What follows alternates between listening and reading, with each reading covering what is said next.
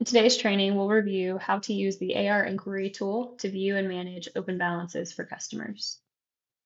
Start by entering the customer number or use the magnifying glass to search for the customer. If you have the invoice number, use the invoice number search field to locate the relevant details. The customer's information, including credit limit and contact details, are displayed above the grid for reference. In the grid, invoices are grouped together and separated by a blank white line. You can sort these groupings by clicking on any column header. Each posting to an invoice is listed under its group and identified with an entry type of either invoice for the original posting, payment for entries from the AR deposits program, deposit for payments applied using the deposits button within the invoice, or journal for adjustments made via journal entries. The journal name associated with each entry is displayed in the journal column. Invoices with balance adjustments will show their updated balance underneath their grouping. To roll invoices with a balance of 0 to history, navigate to the gear icon, file, and then roll current to history. In this case, there was nothing to roll.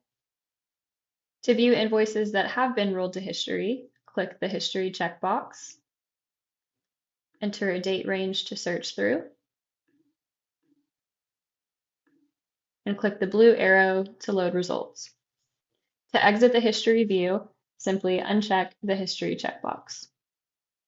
Below the grid, you'll find any AR comments associated with the customer, either entered in their customer record or added directly from this field in AR inquiry.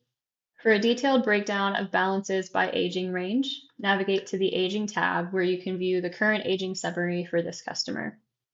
To add notes or images to a specific invoice, select the invoice from the grid and scroll down to the Invoice Details section.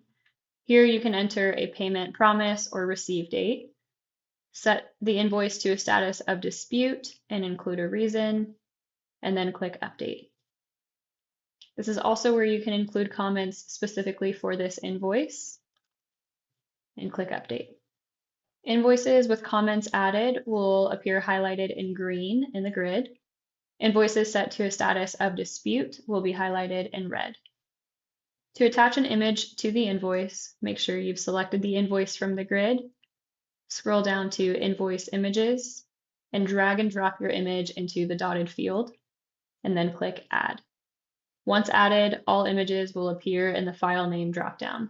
To generate a report of this AR inquiry screen, which can then be emailed to the customer, click Export, and then either download the file in any of the available formats, or click Send to an email directly to your customer.